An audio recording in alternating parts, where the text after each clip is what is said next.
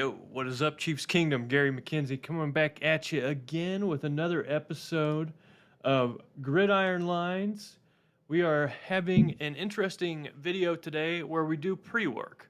Because what's more fun than doing work? Doing pre-work. Yes, that's so enjoyable. What are we doing this pre-work for? So we can finally make our wide receiver predictions that we've been working on for the past whoever knows how long. We have all the data, all that stuff is there, and we just have one more little piece we need to do before we can really put ourselves in a position to make a prediction for the Chiefs wide receivers going into 2023. I think that the Chiefs wide receiver group is the most difficult group to make a prediction for of any position group across the Chiefs team, except for maybe the edge rushers. But I would still kind of give the wide receivers an edge there, being more difficult to predict. So we're not running away from a difficult project or a difficult problem, but we have to do a lot of work before we can get anywhere close to a point where I would feel comfortable making a prediction. So what is the pre-work that we have to do? Well, we have to do data preparation, which in computer science, if you go into the machine learning field, you get excited. I'm going to do all these cool algorithms. I'm going to make all these cool predictions. And you end up actually spending 80 to 90% of your time just preparing data, getting it ready for any sort of algorithm or any sort of decision making. That's where you spend all your time. So that's where I've spent all my time. And I want to talk about the few things that I wanted to get before I could feel comfortable making any sort of prediction with the Chiefs offensive wide receiver group. Any kind of prediction I need to make with that group, I have to have a lot of stuff up front. So the first thing I wanted to see was, how did college wide receivers transition into the NFL in terms of their statistics on average? And we went over that in last week's video. I added both years 2 and 3. So that was the second thing I wanted to see. I wanted to see, okay, well, if their production took a hit coming out of college going into the NFL in their rookie year, what happens in their second and third year? So NFL wide receivers, they get drafted. First year, they have a pretty stark reduction in their production. We talked about that in last week's video. And now in this video, what happens in year 2? What happens in year 3? This is important for my predictions because the Chiefs have, several wide receivers who are going to be within their first 3 years in the NFL. They've got Sky Moore. They just drafted Rashee Rice. They had Justin Ross, who is sitting out for a year. The other receivers on the team have all passed that 3-year window. So I think Richie James, it'll be his 5th year, if I'm not mistaken, next year. And then Tony, it'll be his, I want to say 3rd or 4th year. I can't remember. So he may or may not be outside that window. We'll get to that whenever we make our predictions. But what did I find during this pre-work? So you see this table here with all these shiny colors. Ooh, beautiful, shiny. What does it mean, though? Just a bunch of percentages doesn't make any sense to me. Okay, well, I'll explain it. So this table represents the production change between college and the NFL for wide receivers over the last 10 years, going through their first year, their second year, and their third year. So these first 3 rows here represent the receiving yards, touchdowns, and receptions in their first year. The next group of 3 is in their second year, and the last group of 3 is in their third year. So what interesting things can we glean from this? Well, first of all, you can see a pretty harsh drop both between the second and third round in terms of wide receiver production transitioning from college to the NFL. And then there's an even bigger drop between the 3rd and 4th round. And then lastly, you have the 5th round, which I think is being impacted by an anomaly, and that anomaly is Tyreek Hill, because the touchdown number is somewhere similar to, 1st and 2nd round production. And so in the 5th round, I would describe this 49% reduction in touchdowns between college and the NFL in the second year as the Tyreek Hill number, or some other outliers, but this is an outlier. You can see, this cliff between third and fourth round, particularly in terms of production. And, last week's video, I said if you want to draft a wide receiver, do it in the 1st or 2nd round. I still stick by that, but the third round does look a little more promising than it did last week after we've, watched how after we know how the players did in their second and third year. So you can see across the board the second year for college wide receivers or NFL receivers leaving college is the most important one. And I say that because across the board, the second year is where the player has the greatest boost in production. So imagine, players like Rashee Rice and Sky Moore, wide receivers the Chiefs took in the second round. Second round receivers in their first year in the NFL see a 50% drop in their receiving yards between their college stats and between their NFL stats. In their second year, however, though, they only see a 35% drop. So that's a 15 percentage point increase in yards. And so that's a huge number. And I think it was the biggest difference. There's 16% in the third round. So it was the second biggest difference of improvement in terms of making a jump. So that's what you want to see a player like Sky Moore do. You want to see him make the jump in his second year. So 50%, reduction in receiving yards going from college statistics to the NFL statistics. In that second year in the NFL, it's only a 35% reduction between their college statistics and NFL statistics. What does this mean? It means that NFL players usually get better in their second year, especially if they are drafted in the first, second, and third round. So this is what we want to see Sky Moore do. We want to see Sky Moore take a sizable jump. In last week's video, we talked about how he underperformed based on how the typical wide receiver transitions from the college game to the NFL.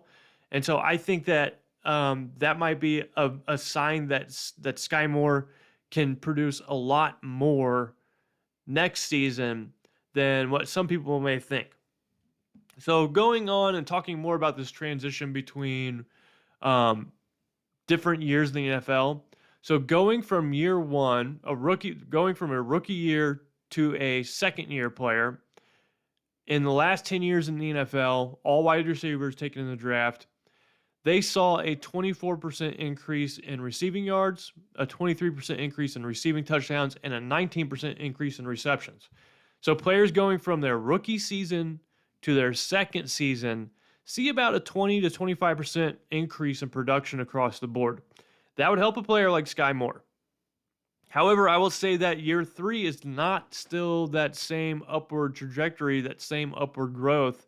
And that is, going from year 2 to year 3, they see a 5% drop in receiving yards, 13% drop in receiving touchdowns, and a 6% drop in receptions. So this interesting dynamic going across the average of all players in the NFL. Rookie season, get your feet wet. Second season, whoa, hey, you're starting to arrive. Third season, we're going to take a step back. And maybe the natural and intuitive reason for that is, rookies have a lot to learn. They're not going to get a ton of snaps. They're not going to get a ton of opportunities. So when they first get to the NFL, coaches take it easy on them. Second year, they know the playbook. They're ready to go. They have an increased role in the offense, and their numbers jump because of that. Then in their third year, NFL defenses say, okay, well, we have to account for this guy. He had 800 yards receiving for them last year. Let's maybe put a safety over his way to help out with the cornerback. Let's do these different things. We've really studied this player. We know how to stop him. So I think that's the explanation for that. So you want to see consistent growth. One thing that's really rare, I won't say really rare, one thing that's not too common in the NFL is a player who, during their rookie season, they put up, whatever numbers they put up. Then their second season, they improve upon that. Then their third season, they improve upon that as well. So a player who all 3 years improved statistically. So in terms of receiving yards, I went back and crunched the numbers on this to see how often this happened where a player consistently improved. And out of about 250 players that were taken in the draft in the last 10 years as a wide receiver position, out of about 250 of those players, about 48 of them improved each and every year. So that's only about 20%. So it's not very common that you see this happen. And the Chiefs have one of those players on their roster right now. In fact, this player has improved their yardage output for 4 years in a row.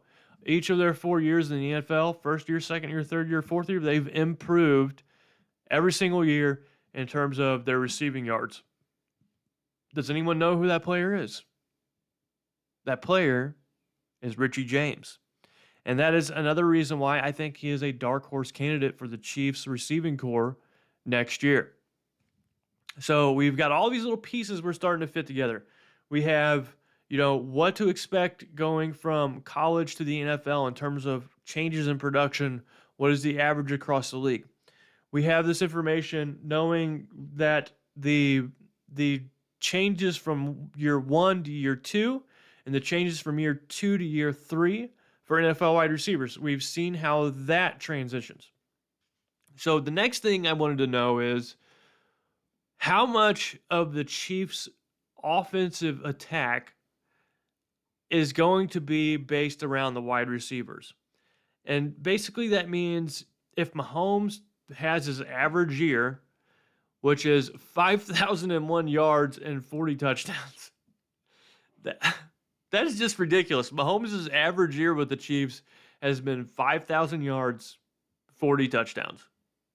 And so that's the number I'm going to work with. I'm going to base my prediction off of Mahomes throwing for 5,000 yards and 40 touchdowns. That's just ridiculous. But I need to know what percentage of that 5,000 yards and 40 touchdowns are going to be thrown to the wide receivers. How do I do that? Well, I can find the percentage by looking at how much Patrick Mahomes has thrown to players who aren't wide receivers in his first 5 years in the NFL, and then reduce those or deduct those from that 5,000 yard number. And so I started with the running backs. How has Patrick Mahomes used the running backs in his first 5 years in the NFL? Well, on average, he has thrown to a running back for about 765 yards a year. The peak being in 2018, where he threw 951 yards to running backs. Going back to 2022, he threw for 815 yards to running backs, and in 2020, that was his low point. He threw for 584 yards to running backs. Now, I will say that the Chiefs' running back group has what I would describe as two pretty capable pass catchers, one of them being Jerick McKinnon and the other one being Isaiah Pacheco. I'm not so sure what Deneric Prince can do. I know that he's an exciting young player. I don't know how many catches or passes he's going to catch next year, but just from an average standpoint, we can assume that, Mahomes is going to throw about 15% of his passing yard total to running backs. Over the past 5 years, Mahomes has averaged about, let's see what this average is, averaged about 7.4 passing touchdowns to running backs. And so, using that 18%, which is roughly the total of touchdown passes that he throws to running backs. So over the last 5 years, about 18% on average of his touchdown passes have been thrown to running backs. Using that against, the 40 touchdowns, you could expect 7 passing touchdowns going to running backs next year. Last year, he had 12 because Jerick McKinnon had 9 receiving touchdowns. That's ridiculous for a running back. I don't think he's going to do that again next year. And so, using the last 5 years averages, which is a significant amount of data, I think, for this purpose, we can assume, or we could gently assume that Mahomes will throw 746 yards to running backs next year and seven touchdowns to running backs. So now we've taken care of the running backs. We have to move on to the tight ends. And Travis Kelce's average year over the past 5 seasons has been 1,290 yards receiving. So he's accounted for roughly 25% of all the Chiefs' passing offense over the last 5 years. I think that even though he's getting older, he'll still continue to produce, and I've notched him out for about 1,290 yards, basing it on the average of his last 5 years. Receiving in, 2023. So 1290 is the number that we're going to use for that case. And then about 9.4 touchdowns. So about 24% of Mahomes' touchdown passes have been to Travis Kelce over the last 5 years. Also pretty impressive. And then nextly, we have all the other tight ends that the Chiefs have on the roster. Last season was the largest number Patrick Mahomes has thrown to other tight ends not named Travis Kelce. He threw for 427 yards to non-Kelce tight ends in 2022. That average number is 185. That's what I'm going to go with. And, I thought about maybe increasing this because of players like Jody Fortson, Noah Gray, tight ends the Chiefs have started to target more over the past few years. But I think that any number that gets increased here for the other tight ends will ebb and flow with Kelce's production. So I think, expecting 1,400, 1,500 yards from this tight end group is fair. I do expect Kelce's production to start to drop a little bit because of just how old he is at a position where you don't see very many players, age gracefully at tight end. You had Tony Gonzalez who was, doing his thing until 38. Then, Jerry Rice was into the league, I think, when he was like 40, 41 years old. I think he actually had 1,000-yard receiving yard season whenever he was 40 years old. Don't quote me on that. Go look up Jerry Rice's stats. You'll be blown away. I saw it. I was like, oh my gosh, this is ridiculous. Do I think Travis Kelce has that kind of Jerry Rice and Tony Gonzalez, feature about himself? I think he does. So that's why I'm saying, I'm projecting Kelce to have, a continuance on his last 5 years. But anything that goes extra to those other tight ends, I think may come out of his bucket. So I'm kind of hedging my bet a little bit there. But the long and short of it is that, I'm expecting about 1,400 yards to 1,500 yards from the Chiefs tight end group and about 11 touchdowns from the tight end group. Nextly, after that, I did take a small look at some of the wide receivers. I've talked about Richie James.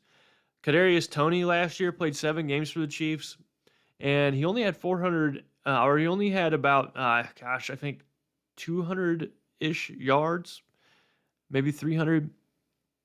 No, is about 200, I think, but less than that. But anyways, Kadarius Toney's average yards per game last season was 24.43 yards per game. Now, one of those games, he only had one pass. He was trying to fight through an injury, and the Chiefs chose to step off, take the foot off the gas pedal, let him rest up a little bit. And he also averaged 0.29 touchdowns per game. So if you extrapolate that over a full season, that's only 415 yards receiving and 5 touchdowns per game.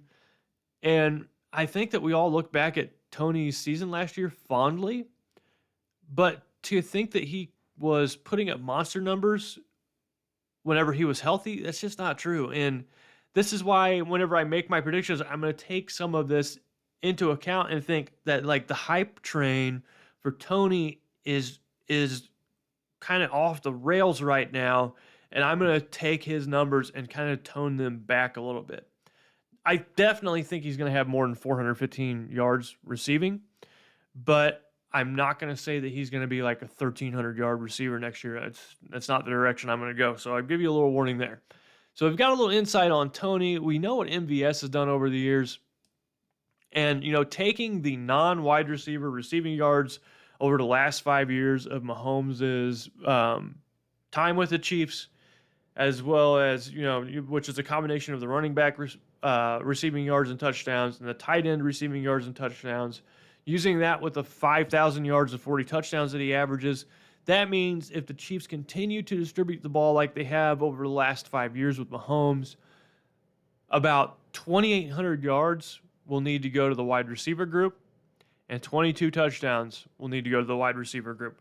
That means 2,800 yards and 22 touchdowns needs to be spread across Marquez Valdes-Scantling, Kadarius Toney, Richie James, Sky Moore, Rashee Rice, Justin Ross, and then John Ross.